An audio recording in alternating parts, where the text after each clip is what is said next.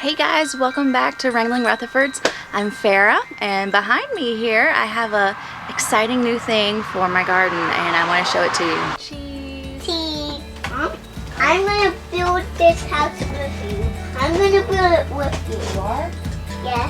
I'll get the wire out. I'll get the wires out. You put that over there. Just lay it down. We gotta read the directions. I'm gonna read it.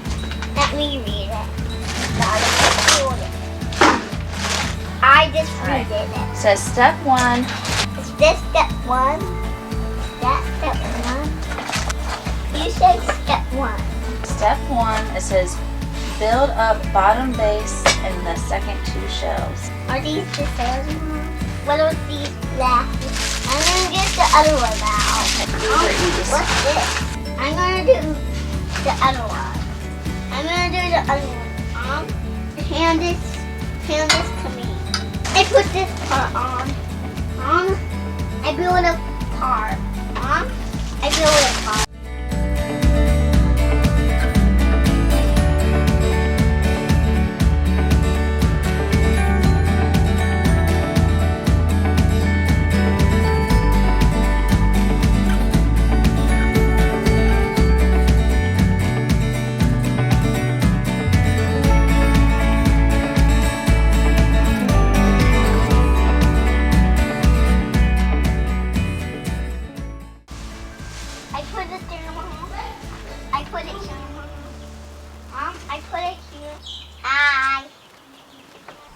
So about 10 days ago, I decided that I wanted to try to get a small greenhouse for my seedlings. I've started all my seedlings for my spring garden, like my peppers, tomatoes, flowers, things like that. I started them all under grow lights upstairs in my bonus room, and they did very well. I was really shocked at how well they grew, but they were getting to the point that they really needed to be up potted into larger pots, and I didn't have enough grow light space to be able to accommodate a larger area of plants in larger pots.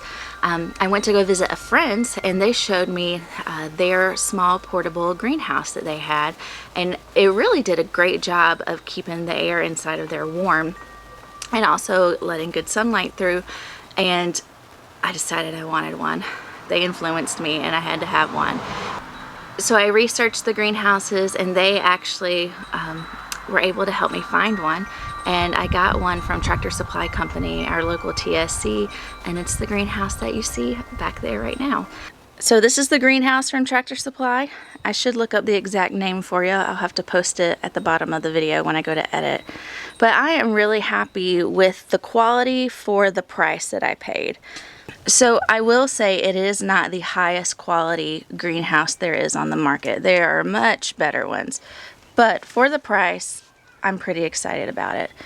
We have 8 shelves, 1, 2, 3, so 4 on each side, and metal shelving, and the tubes are metal, but they connect with these plastic pieces here.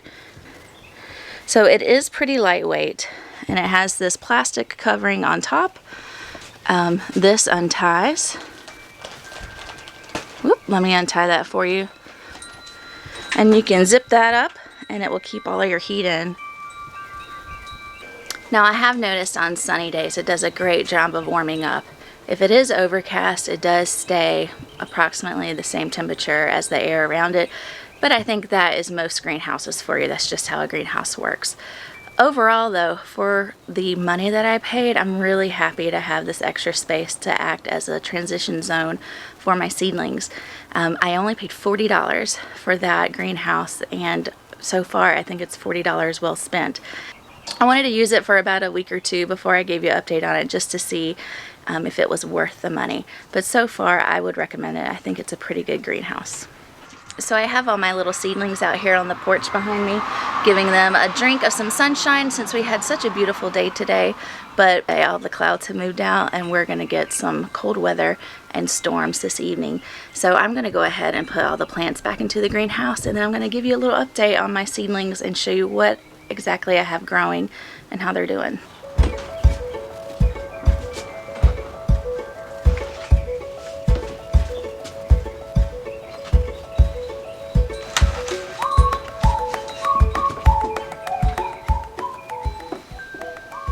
All right, there she is, all full with my plants.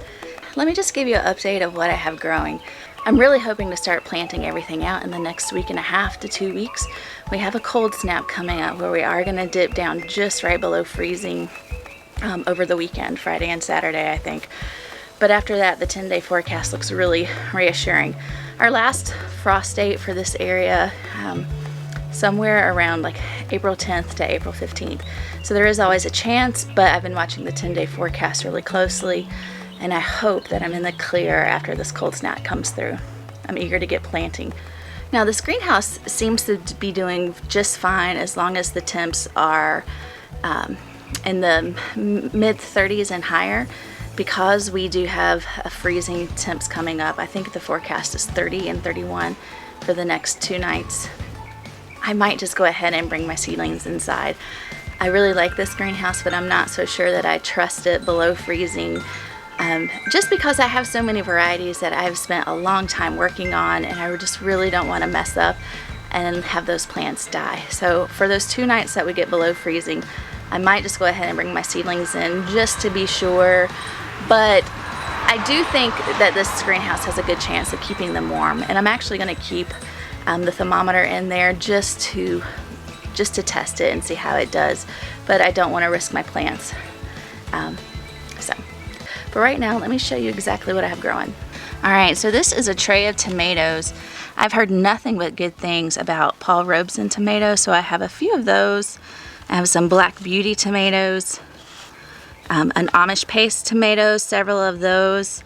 And this actually happens to be a little pot for my son Micah. He loves to plant seeds, and he stuck a few zinnia seeds and actually a pea in there, and he comes out and checks that every day. It's actually really pretty cute. This is a basil plant that I managed to keep over winter, all winter, and it's a tiny little thing and it hasn't grown much, but it's alive, and I planted that last year. This is another tray of tomatoes. I have some Dr. Witchies, or Dr. Wykes, however you say that, Brandywines. Now this, I'm sure, is a Brandywine because it has a potato leaf. It doesn't have the little sawtooth edges like this one does. But this was labeled as Brandywine, and it has sawtooth edges, and I'm thinking that maybe a seed of a different variety got stuck in my Brandywine slot. So I have it labeled, but I think it's something different. So we'll see what that turns into as it grows up. I have a couple of Cherokee purples, some more Amish paste, and these little planters, this is a seed kit that my sister-in-law Mallory sent to Micah, and he loves it. He put some little stickers on it. These have zinnias planted in there, and just a few are starting to come up, so I'll have to show those to him today. He'll be super excited. This is another tray of tomatoes.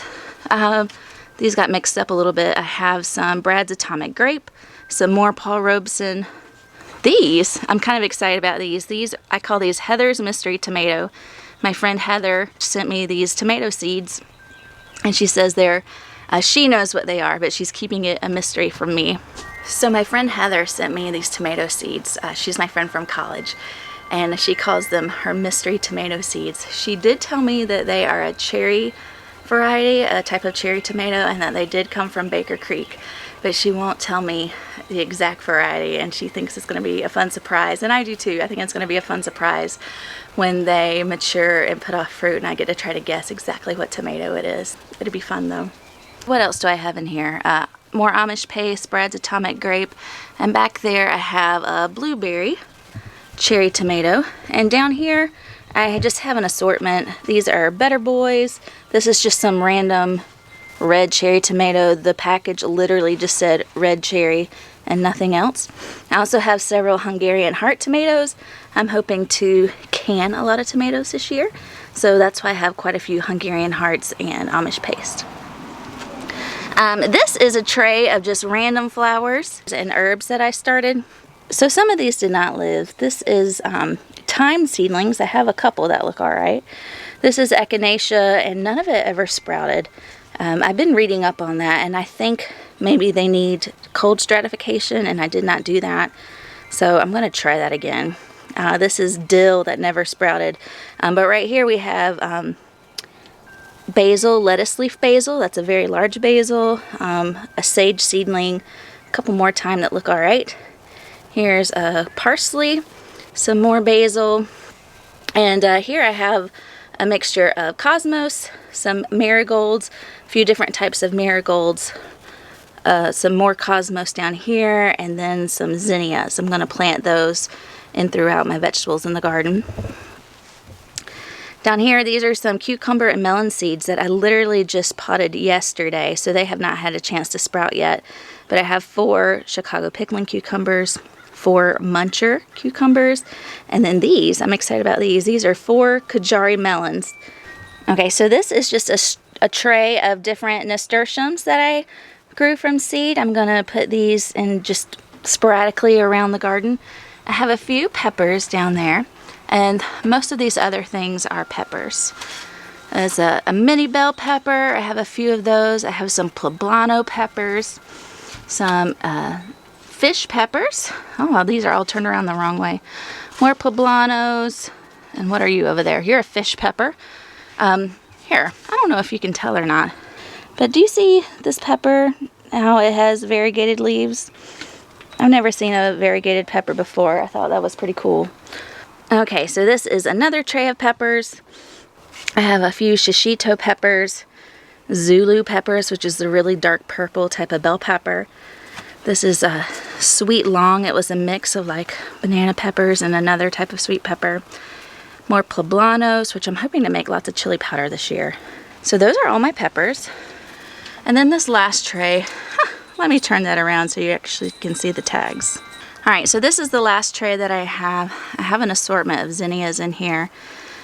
These are called ground cherries. They're kind of like a fruit-flavored tiny little tomatillo. I've seen those on several YouTube channels, but I've never grown them before, so I wanted to try those.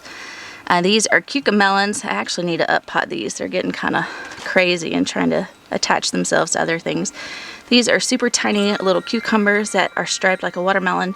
Here's an assortment of cosmos, and then a few other marigolds. And then right here are my Alma paprika peppers. So my husband got me this little thermometer here off of Amazon just to help me keep track of the temperatures and humidity in the greenhouse. And so far, it's really done a good job of keeping things, those cars are so loud. It's really done a good job of keeping the humidity levels up and keeping the temperature stable. So it says 84 right now, and outside it's about 78, I think, last time I checked. So I'm going to leave the greenhouse open for a little while longer, and when things start to cool down, I will close it up just to try to keep the heat in. Anyway, for $40, I feel like it was a great purchase. It's done a great job of keeping the temperature stable and helping my seedlings to continue growing until weather allows us to put them in the garden. Alright guys, well thanks for hanging out with me. I just wanted to show you my new greenhouse. I'm really excited about it, and I appreciate you watching this. Thanks again. Have a great day. We'll see you next time. Maybe I can buy more seeds for you. That would be nice. That would be nice. Thank you. I'm going to buy more of those tomato seeds. That would be really, really nice. That would be. Thank you so much.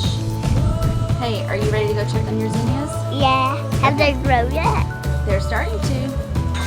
I'm going to see if they sprouted. Okay, let's see if they sprouted. Let's see. This one sprouted. It did. But this one and this one didn't sprout. That's okay. Just give them some more time. But this one sprouted. Look at this tiny one. Yeah. It's so cute. Are you excited? Yeah. But look at this pickle.